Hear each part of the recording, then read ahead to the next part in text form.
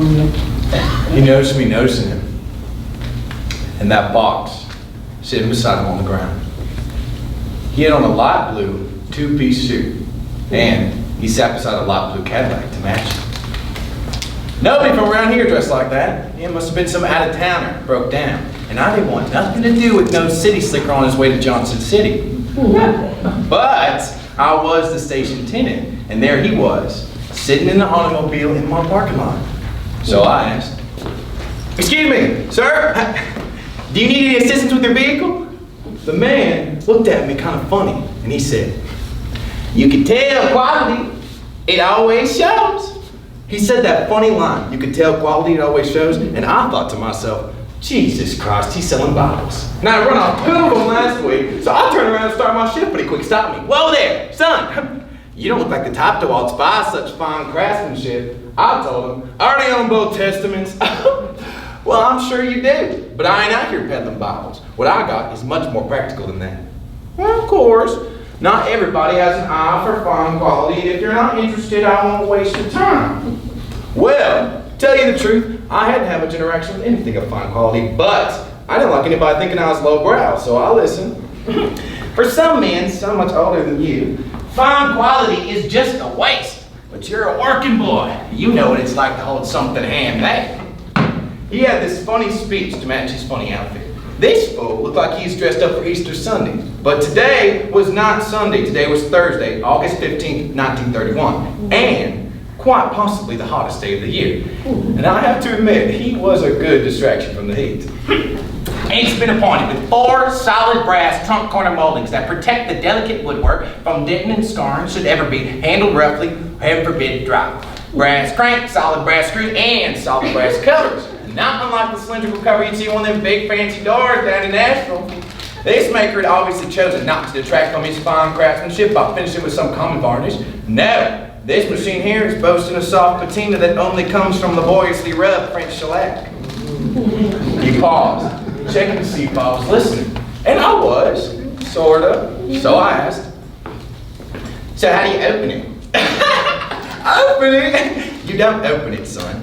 But that's just more of its beauty. It's built to last a lifetime. The internal mechanisms are so delicately balanced and set that to build it otherwise would defeat the purpose of the precision required to print a perfect replica. Young man, this jewel was assembled and aligned with a dial indicator to get the exact required tolerances. Its insides are like a fine Swiss watch."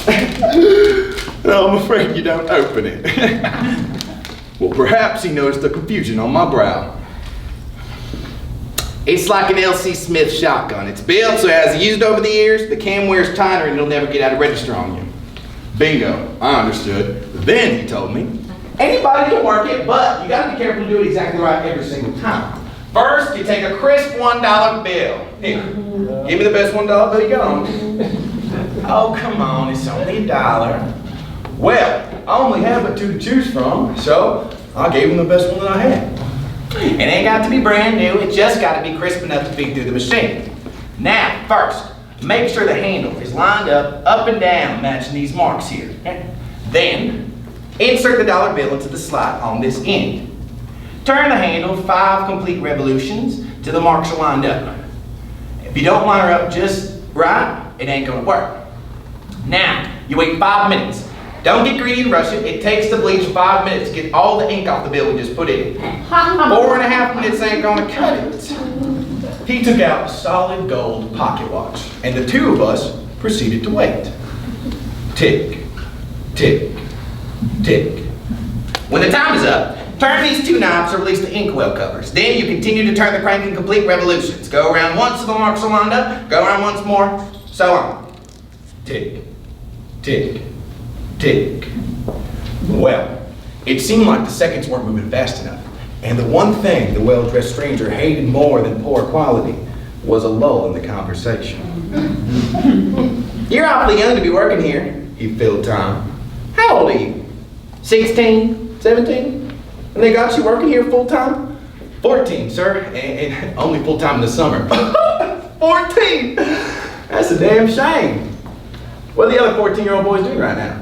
Swimming, fishing, carrying on, and here you are, 14 years young, getting your heart broke by the lesson of a hard-earned dollar. Oh, 14. Tick, tick, tick. But believe you me, I don't blame you. Time's been hard. You're probably out here trying to help your mother and father make a living. And I sympathize. I know what it's like to be the only boy working on a blazing hot day. That is precisely why I got in the business of selling these boxes in the first place. Hard-working men like you and me, and whirling on the photos. That's why we gotta stick together. How much they paying you now?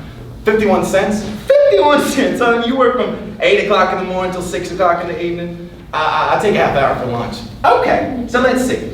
That is $4.85 a day. Take one day off a week, because even the hardest working man's got to keep his sanity. That is $29.10 a week. And you only get so many months off from school. Well, that's really only about $376 you're making for the whole summer. Oh, son, I admire you, but it seems as if I've arrived in the nick of time. The 5 minutes had passed, so he turned the knobs, releasing the inkwell covers. Then he turned the handle all the way around. Always lined up exactly with those marks until... Son of a bitch! Out came a new, crisp $20 bill. And I would not believe if I didn't see it with my own eyes. Here, hold up to the light and get a good look at it. It's as good as any bill printed by old Uncle Sam. Now try to hand it back to him. Oh, don't give it back to me, friend. It's your 20. And with this little gem, you can print them all day long. That is, as long as you got $1 bills to feed in the other end. Well, of course, you can feed a 5 or a 10, but that's just wasting good money. Now go on, take out another 20 to compare it. Identical. Well, I didn't have another 20. And looking back on it, I'm pretty damn sure he knew that too.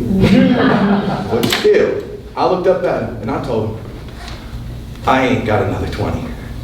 And that well-dressed stranger couldn't help himself. He grinned from ear to ear. So, let's say you print about 30 of these a day, and